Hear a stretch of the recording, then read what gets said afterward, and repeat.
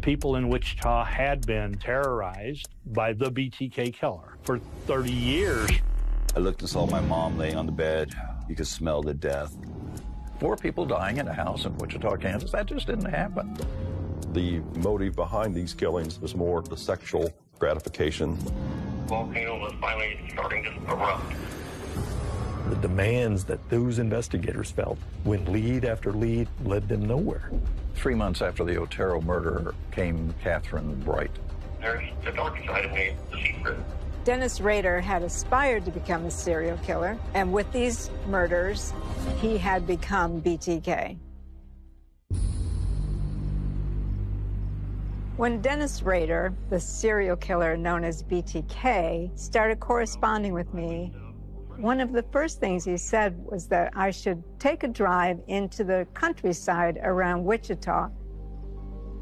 He grew up on farms, and he wanted me to look at the barns and silos. They might look ordinary, but those were the places he had his first torture fantasies. He had this fantasy he was going to build this silo of terror. And so he drew it. And inside were things like the wheel of death, where he would chain a victim to it. And there was a train along with a railroad track, because his fantasy was to tie girls to the track and have the train run over them. When did you think of a barn for the elaborate torture devices? Back in grade school. That's when I first started. It happened when we were playing cowboys and Indians. We would tie each other up in a silo, and I got sexually excited when I was either tied up, or even better, when somebody else was tied up. Later on, I came up with my sexual fantasies about the silo. One of the things that we know about sexually compelled serial killers like Dennis Rader is that they often have generated a fantasy life that's very vivid to them, usually starts quite young. Studying that would show me what motivates them to want to kill someone, but also to actually cross the line and do it. Well, good morning. Hello, Dennis. I'm Dr. Catherine Ramsland, professor of forensic psychology and the author of multiple books about extreme offenders like serial killers. I've been corresponding with Dennis Rader to try to understand what led him to become one of the most notorious serial killers in America. This is the first time that Rader has explored these topics in depth with anyone. People call me a monster. I guess I am sort of a monster. The more information we have about serial killers, the more we understand what makes them tick, the easier it will be to prevent them.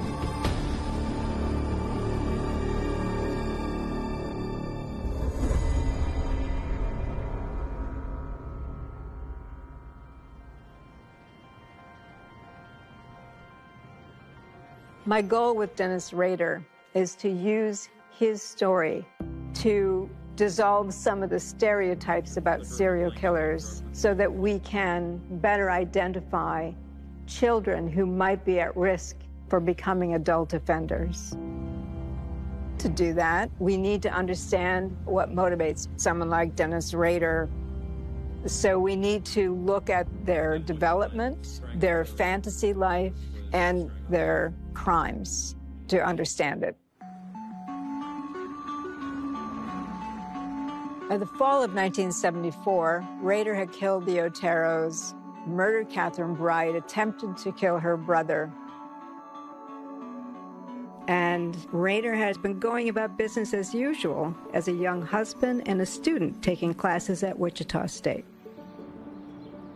Initially, the Bright murder was not associated with the Otero killings. There were not a lot of similarities in the method of killing. The strangulation that was used at the Otero house was different than what you found where Kathy was stabbed, and that's what resulted in her death. At the crime scene at the Oteros, the telephone line was cut, and there had not been a sign of a struggle. And at the Bright scene, of course, there was a struggle as Kevin fought back, and they turned furniture over. And the phone in the bedroom had been unplugged, but Catherine Bright was found clutching a telephone receiver in her hand. She just wasn't able to make the call. Because Catherine Bright's brother didn't die, he was able to give the police a little sketch. Did you pay attention to the news coverage afterward? Oh, yeah, very close. We paid a lot of attention to the newspapers and listened to the news, anything, any tips. They had a fairly good description of me that he gave to the police. I looked at that and I said, whoa, that's pretty close to the way I look. One of the things Rader said to me was that he always had bad luck with his crimes because something always seemed to go wrong. And he always felt as if he were the victim. It is because he sees his world from his point of view and no one else matters. Clearly, he has not thought of his victims as human beings at all. They belong to him and they're supposed to behave according to his fantasies. And when they don't, he's the victim in his mind. After the Otero case and the Catherine Bright case, the newspaper makes a report that there were some people that had been arrested that were indicating they might have been involved in the Otero killings. The one thing BTK likes more than anything else is publicity. So when suspects were in custody, not Dennis Rader, Rader was not happy about that. So Rader is thinking about, wait, I'm the guy. Where's the headline? I want to see the headline. And that ticked him off. In October of 1974, a prominent newspaperman for the Wichita Eagle and Beacon received an anonymous telephone call telling him that there was a letter related to the Otero case on the second floor of the public library in an engineering textbook. Detective Bernie Derwatsky was assigned to go look for the letter, and he did find that. The letter started out with, I did this, I did it myself, I did it alone, so let's set this straight. And then he goes into a recitation of all four of the victims, what position they were found in, how they were killed, the types of bindings that were used, the types of knots that were used. Whoever wrote that had intimate knowledge of the crime scene or had committed the crime. At the end of the letter, he mentioned that the code words for me will be bind them, torture them, kill them. BTK. What gave you that idea that you should have a name, and how did you come up with it? I've been reading books like The Boston Strangler, and basically I did bind the people. But other killers didn't name themselves. No, they picked up by the media or the police. But I thought I'd be a little different. I'd go ahead and name my own name and be done with it. One of the things that motivates Dennis Rader a lot is the need for attention. He wanted to be considered special. And other serial killers, he saw them as being famous. So I think he named himself because he saw the way those names generated attention, and he wanted to terrorize Wichita. The letter in 1974 indicated that he intended to continue to kill. He said that he was occupied by a monster. He doesn't know what the monster is going to do, and that BTK doesn't have a choice in the victims, that the monster picks the victims. The decision was made by the command at that time. The letter should not be shared to the public because it was work product of the investigation. The Eagle withheld the information from the public at the request of police and did not publicize that there was a serial killer. And, you know, police had convinced editors at the paper at that time in the 70s that it was, you know, you don't want to panic the public. I had a tape recorder at that time, and I kept telling the tape recorder, why did I do this? What caused this? And I think that I finally figured out what I call the Factor X made me do that. When Dennis is trying to talk about Factor X, he's saying, here's the big mystery. What is it that motivates me? Factor X was kind of what one would consider to be the evil part of him. He was constantly daydreaming about how he can use sex to control others. Factor X has been an overall drive. Even today, If I see something on TV or a picture or start thinking about the old times and fantasy, I still get that feeling, that sexual feeling. I really do. I can't, it's just still there. He wants to say there's a factor X that's alive in me that will have its way, and there's not a lot I can do about that, as a way to slip responsibility for the decisions he made and the actions he took. Because it makes him seem larger than he actually is. If we can't figure him out, he's a much bigger person. But if he can be reduced to reasons for why he did it, he's no longer special. I blame it on the factor X. Just didn't all of a sudden decide, whoa, I'm going to go kill the Otero. And just building and building. It built to be kind of like a volcano. When do you think that started for you? It started all the way when I was young.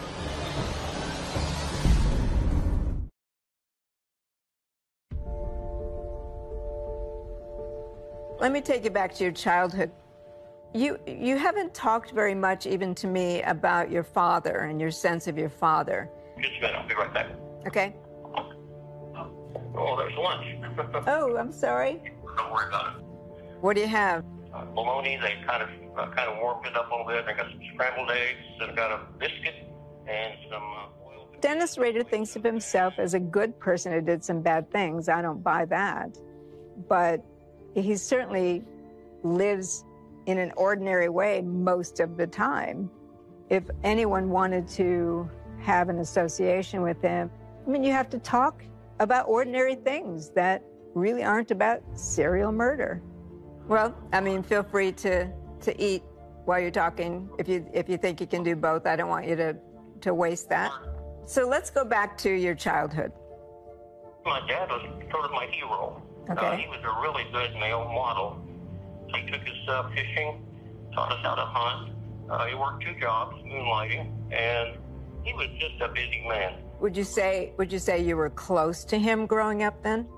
Yeah, I was closer probably him to Mom, but they were both good parents. The common perception of a serial killer's childhood is that they inevitably have endured some form of physical, sexual, or verbal abuse, and pretty serious abuse. And we need to recognize that we're wrong about that, and we need to stretch our concept to accommodate somebody who didn't have child abuse. Dennis Rader was born in a small town in southeastern Kansas. Both grandparents had farms. There was prayer, Bible reading. It seemed as if he had basically an all-American boyhood. But Rader didn't mature beyond the childhood need for attention. And one of the things we do see in serial killers, especially those who have this psychopathic kind of nature, is an arrested development. While he matured in other ways, this need for attention remained very infantile. When Rader was a boy, there was an incident that happened that he thinks of as a formative event. My mom, she was vacuuming the living room, and under one of the sofas, she got the ring caught in one of the springs, and she couldn't reach it with her other hand because she was hurting, so she asked me to go for help. That image of her being in terror and kind of held is prolonged me into one of my dark side. The expression on his mother's face was a part of Factor X. Watching his mother, who is typically in a more powerful position, be utterly helpless translates through his development later to be, that's the expression I want on the face of my victims. As a child, there was a big progression in his sexual fantasy life that slowly escalated and became increasingly more deviant. I did start to abuse farm cats. I built a box and I cut out the top of it just for a cat head. And then I get some milk. I'd wait till one would get in there, and I'd pull the string, and the box would drop over, so it sticks its head up through the hole, and I had a noose for it. I never knew that. Why did you like hanging cats? There was some sexual excitement there to see them hung. He did admit that he had tortured cats when he was younger, and it seems that a lot of the serial killers prefer cats. What they will tell you is that it sounds like a female in distress when you torture a cat. Why does he not see the immorality of his treatment, but also why does he relish it? He loved utter helplessness and desperation and needing him to decide to let them go. It would certainly be a training ground for what is coming for him in the future. At a young age, one of the things he was really fixated with was bondage. And it led to his actually experimenting on himself. My fifth grade teacher, she was a real dominating female, and she used to pick on weaklings like me. Well, anyway, she became my first fantasy victim. I would sneak out and do some window peeking, and so I'd catch her occasionally in her bedroom. That's where I had my first sexual outlet, and it wasn't normal because it wasn't with a female. It was me tying myself up in a hedgerow against the fence, and I had this weird feeling. And whoa, what was this? What happened? To create that again, I had to use bondage. The rope has already become an arousal mechanism. Peeping on people has been something that has made him feel powerful. Now we put it together with a woman he wants to have power over quite specifically, and he ejaculates. This cements the paraphilia. A paraphilia is a trigger to arousal that is considered to be deviant, sometimes to the point where they can't get aroused in a normal way at all. Over time, you start to need more to stimulate yourself, more to get excited. And the fantasy started to escalate even further to his wanting to carry it out on others. We see these childhood fantasies come full circle in the Otero murders, where all 4 victims were tied up, strangled, or hanged like the cats. And he replicated in his victims the look of helplessness he'd seen on his mother's face when her hand was stuck in the sofa.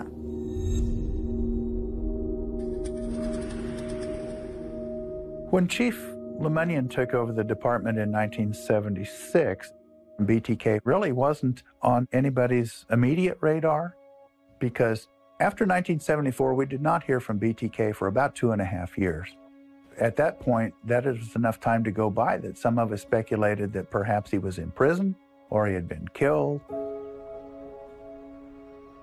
What authorities didn't know is that Rader was starting a family in the Park City suburb of Wichita.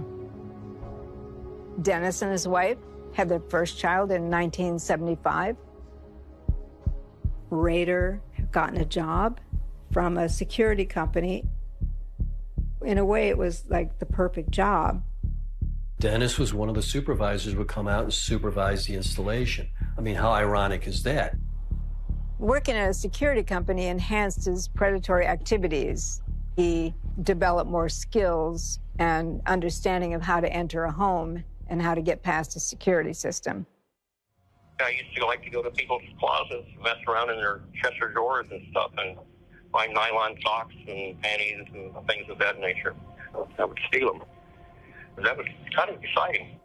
So no one ever caught you or complained that things were missing? No, I was real careful. While Rader's wife was home taking care of their newborn, he began to act on his fantasies again, and his new job allowed him to troll for victims. He was always looking for victims, and he was always monitoring his victims' activities. He called them projects. And one of the things he kept repeating to me throughout the time I spent with him is, if you become my project and you have a routine, you're in trouble. Once you knew who you were going to target, what did that feel like to you? Well, it's kind of like the big game hunter, I guess you'd say. He's got the target, or he's got the animal in his sights and his gun. This is going to be it. What made you so sick, you son of a bitch?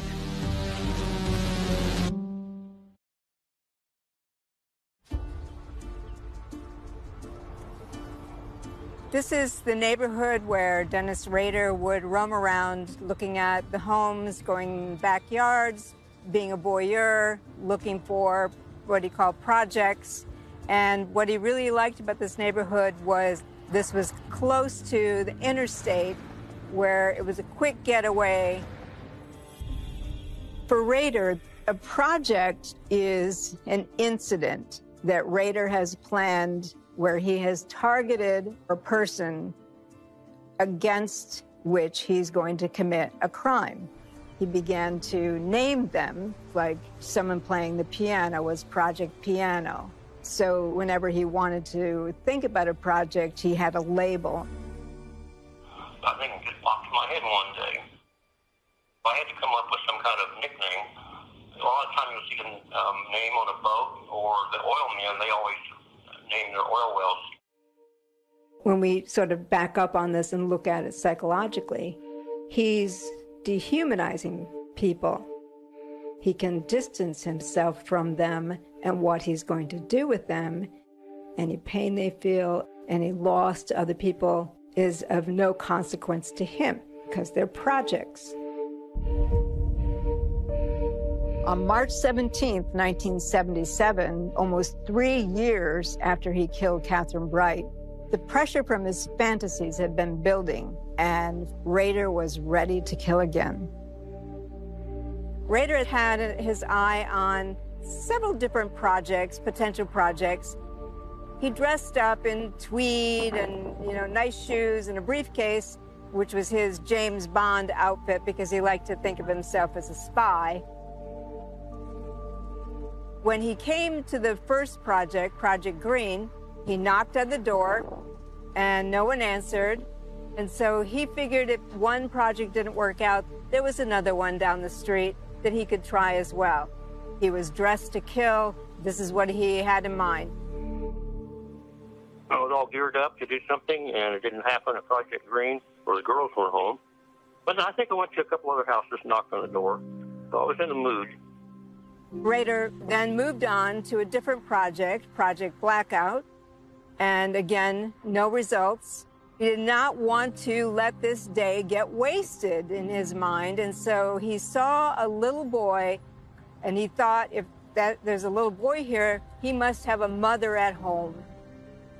So that was random, but the opportunity struck, and I already had the plan what I was going to do, and there was the opportunity, so I latched onto it. In my mind, I was 5, but I was 6 years old. Just turned 6. My mom, she was sick in bed. Sent me a block up the road for a can of soup, And on my way back, the man stops me, shows me a picture, woman and child. Asked me, did I know who it was? No, sir, I don't. About 15 minutes later, come knocking on our door. Opened it. There stood the same man. He pushed me out of the way, proceeded to come on in, pulled down the blind, turned off the TV, reaches under, pulls out a gun. Well, from that point, he locked us in the bathroom, put his kids in there, put blanket, a couple toys in there.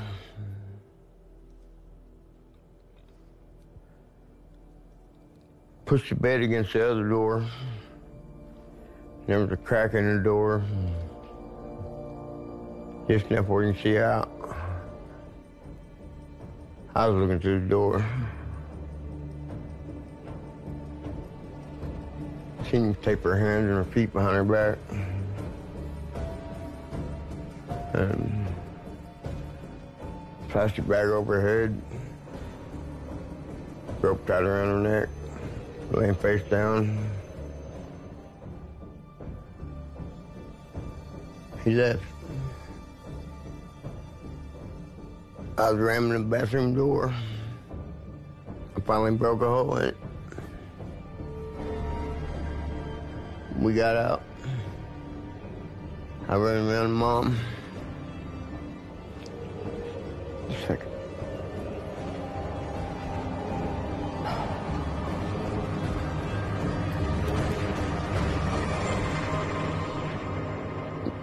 It's a image burned in my brain. It'll never go away. Anytime you have a survivor who was approached by an offender, you do learn more about his MO, his approach, whether he was persistent or not. What kinds of things did he say? How did he pass himself off? Shirley had told the kids to calm down because she did not know she was in for murder that day. She might have said to the kid, keep screaming, the neighbors might hear you. She might have said that, except that he calmed her and assured her, if you just do what I say, it'll be over and I'll leave. Dennis Rader was an unforgiving, unrelenting madman. And Steve, I've always felt very bad for him for what happened to him, because BTK just didn't kill his mother. BTK really killed him too. My memory of my mom took over everything for a while. I didn't care what happened, didn't care where I went, didn't care if I died. Still sometimes I wish I did.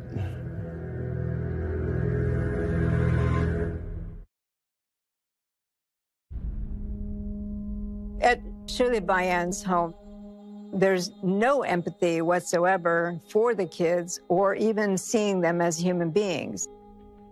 Rader has a wife and a child at home, and yet he doesn't seem to have the same feelings about what these kids are going through as they're watching through this crack in the door as he's killing their mother. Having the children there in Shirley Bayan's house, did that bother you at all?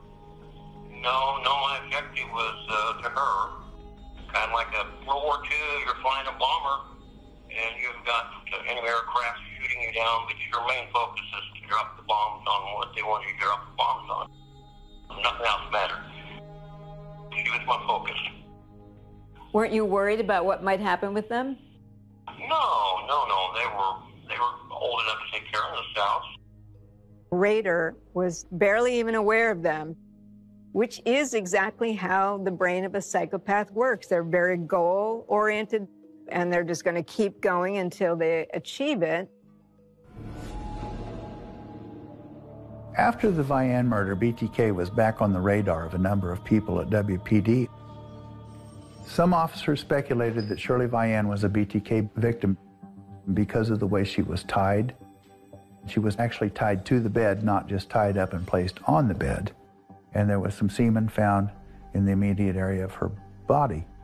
Most of the cases, there was semen discovered either on or near the bodies, but it was not a rape. It wasn't discovered in the bodies. I never raped a girl. Just one of those things I just didn't do. Felt it was just a little bit too far. I think even serial killers probably have some kind of taboo. Yeah, that was mine. I would not rape a female. There's an odd thing about Dennis Rader in that he never seems to recognize that murder is the worst thing you can do. So when he talks about rape being too far, it's absurd. Because in his fantasies, he did rape them. Shirley was found with a bag over her head, and the fact that the bag was tied shut with a nightgown just seemed to ring of BTK. There were formal knots used, not just someone just making loops in a rope until it was secure. When you start looking at the symmetry of the tying and bindings, that's when the bizarre flavor of the sadomasochistic interaction with the victims was there. The bindings were not just for security, but they were for bondage gratification as well. I use clove hitches on hands or on feet. Those are very hard knots to get undone. Basically, once that knot comes to its peak, there's no way you can get out of that. So that was probably my favorite knot, but the other one was tie a knot on the end of the line and make a slip knot.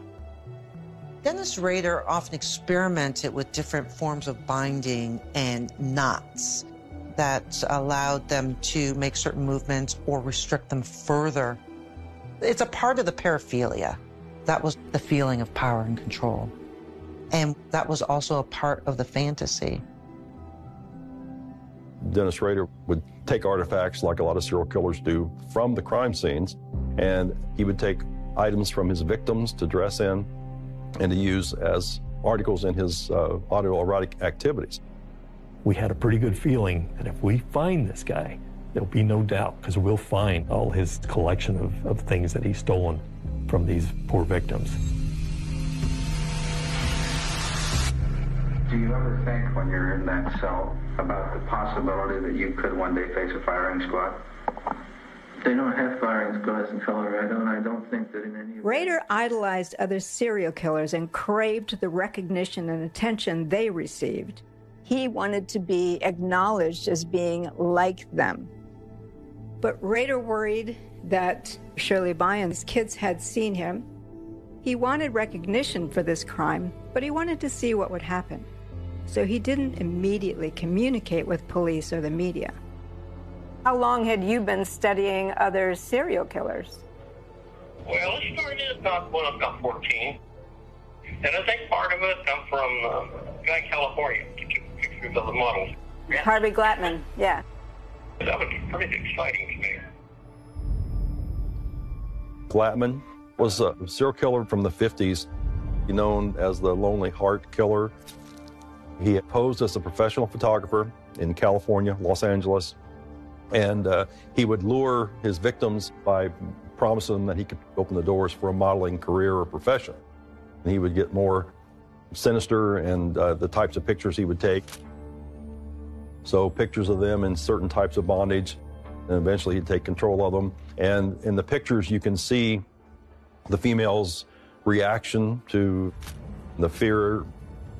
Rader wanted to replicate that expression in his victims, where they would look at him, recognize his complete power and control over them, because it would make him feel dominant and powerful. Serial killers tend to keep killing, but after the murder of Shirley Bayan, Rader would go quiet again, but only until he spotted the perfect victim.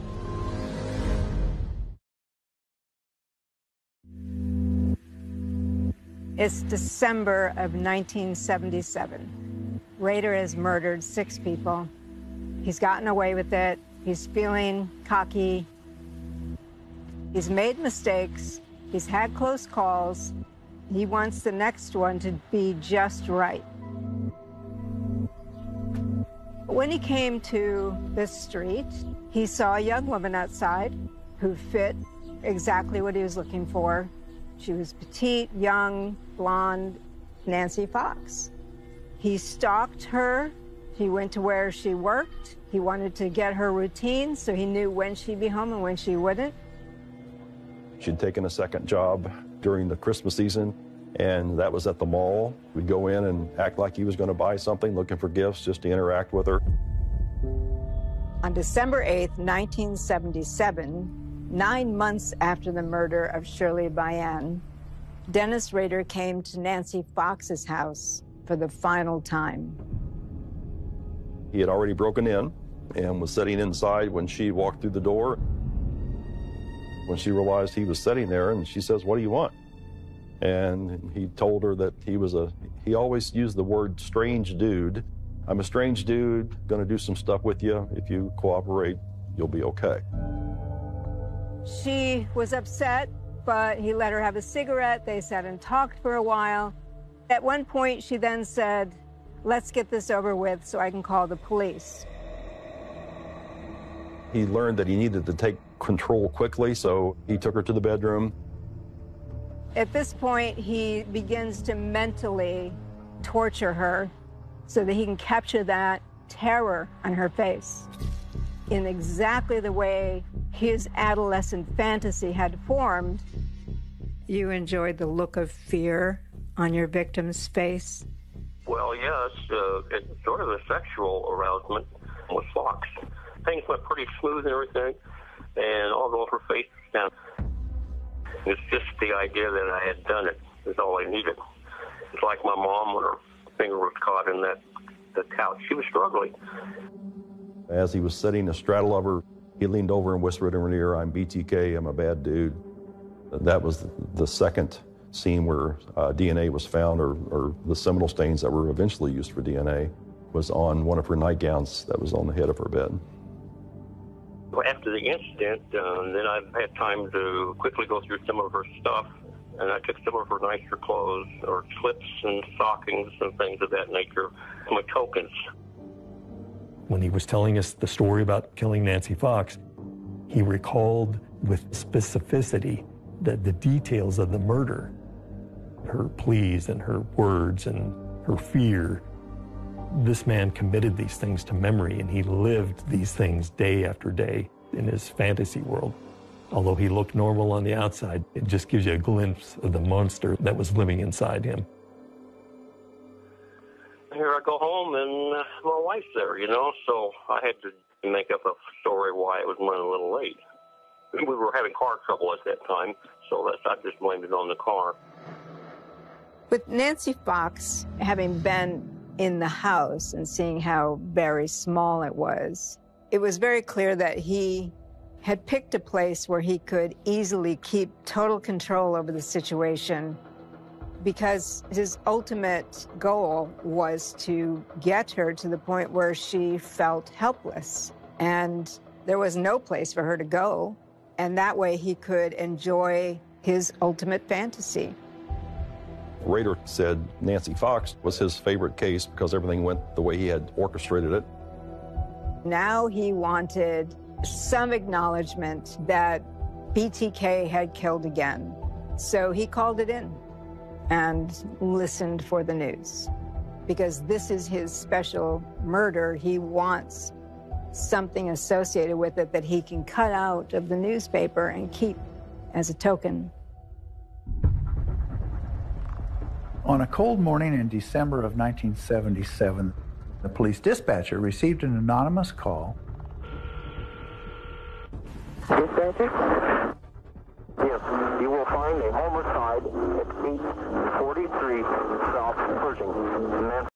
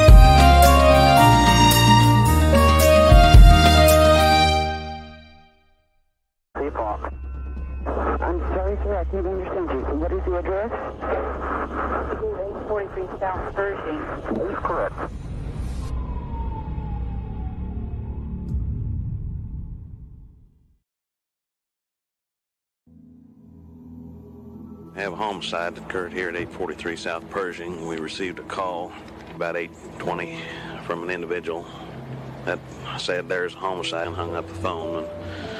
And officers came out and we have checked, and we do have a young lady that is a victim of a homicide. Was she shot or stabbed? No, she appears to have been strangled this time. The officers that I knew thought it was pretty arrogant of the killer to call. Well, when I made the phone call about Fox thing had already happened, and there was nothing about it. And that's probably kind of like a cat and mouse thing. I went ahead and used the phone. Stupid. I was so afraid that someone would ID that and say, well, I know that voice. Well, that's Dennis Rader. He made the call that had put him at risk in ways he hadn't anticipated. There were definitely times when he expected to be caught, yet when he went uncaught, it just confirms for him there must be something special about him, and it must be because he's smarter than the police. He said that was the stupidest thing he ever did, was make that phone call, because now there was a vocal footprint of him that could give him away.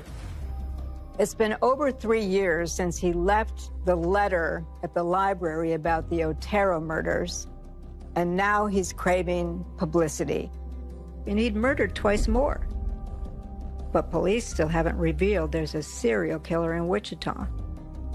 This keeps them in control of the narrative and drives BTK to the media. I was on duty at Cape as the chief photographer. The receptionist out front called back, and I took the call, and she said, you know, I have an odd letter here. So took a look at it, and it was a letter talking about Nancy Fox, detailing several different things, but the chilling moment in that letter was the line, how many people do I have to kill before I get my name in the paper?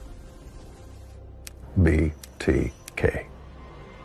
Executive producer Ron Lewin received the letter. He's with us today to give us the information. Ron? Jack, the communication came in the form of a 2-page typewritten letter addressed to KAKE Channel 10. It was signed with the initials BTK. BTK claims to have strangled a total of 7 people, mostly women. He provided a list of his victims, beginning with the number 5. During the newscast, the police chief walks into the studio, takes his seat, and we cut to Lemunyon, and Lemunyon picks up the story. BTK has killed 7 people, Chief. What kind of leads do you have?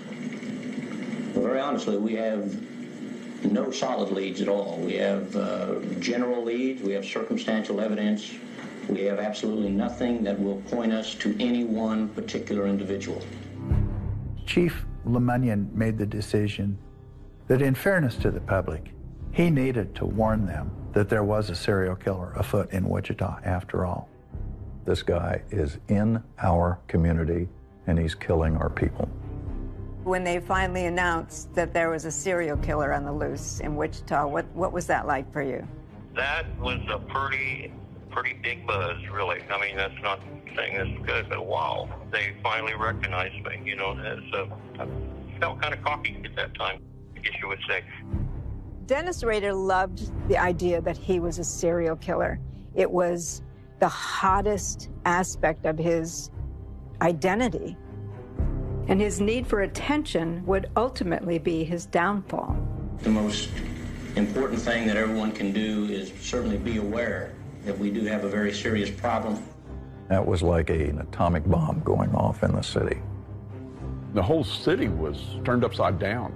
There were 200,000 people here. It changed the lives of 200,000 people. You're dealing with a person who is perverted, a person that is sick. People were just terrified. Question for Wichita back then is how many more people are going to die?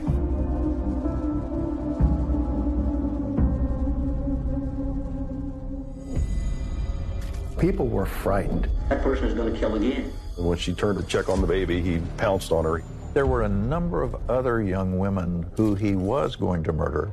People were pretty close to meeting the hand of death. The sexual arousal started to escalate. Rader really enjoyed this game with law enforcement. taunting police. Who was going to be the next victim? All of a sudden, BTK is back. And let them people know that now he's still around. Dennis Rader has gotten away with this for 30 years. Eventually, he would slip up. I said, we're going to get this guy. I don't care what it takes. I couldn't figure out how they knew.